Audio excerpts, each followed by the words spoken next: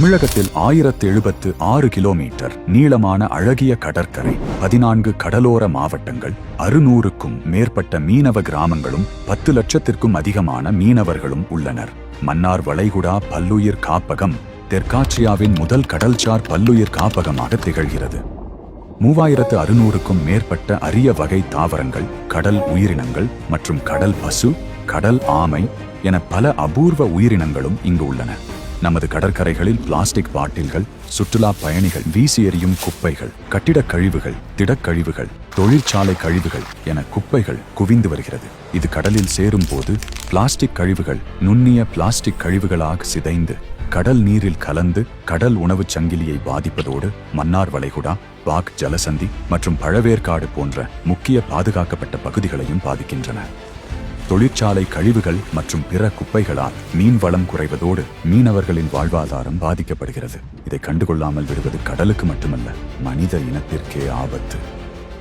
நமது we the leaders இயக்கத்தின் சுற்றுச்சூழல் மாதமான ஆகஸ்ட் மாதத்தில் முதலாவதாக கடற்கரையை சுத்தம் செய்யும் முன்னெடுப்பை தொடங்குகிறோம். இதன் முக்கிய நோக்கம் கடற்கரையில் உள்ள கடல்சார் கழிவுகளை முழுமையா அகற்றுவது, கடல் வளங்களை பாதுகாப்பது, மீனவ சகோதரர்களின் வாழ்வாதாரத்தையும் பாதுகாப்பையும் உறுதி செய்வது. தேசிய வழிகாட்டுதலுக்கு ஏற்ப அனுமதி பெற்று பாதுகாப்பான முறையில் குப்பை பிரிக்கும் நடைமுறையை பின்பற்றுவது. விழிப்புணர்வு ஏற்படுத்துவதன் மூலம் உள்ளூர் மக்கள் மற்றும் இளைஞர்களிடம் பொறுப்புணர்வை உருவாக்குவதாகும். தூய்மை பணியின் போது செய்ய வேண்டியவை: கண்டிப்பாக கையுறை, ஷூ மற்றும் தொப்பி அணிய வேண்டும். தேவையான அளவுக்கு குடிநீர் இருக்க வேண்டும்.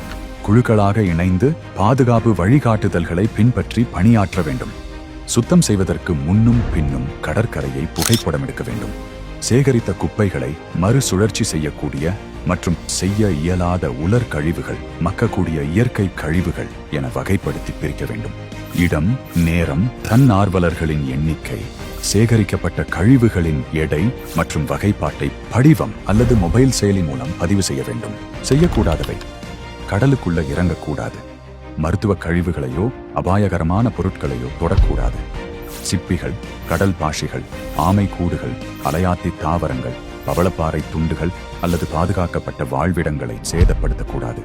சேகரித்த குப்பைகளை கடற்கரையிலேயே எரிக்கக்கூடாது. நிகழ்வுக்கு பின் பிரச்சார பேனர்கள், உணவுப் பொருட்கள், காகித கோப்பைகள் என எதையும் விட்டுச் செல்லக்கூடாது. கடற்கரை பூஜ்ய கழிவு மண்டலமாக இருப்பதை உறுதி செய்ய வேண்டும்.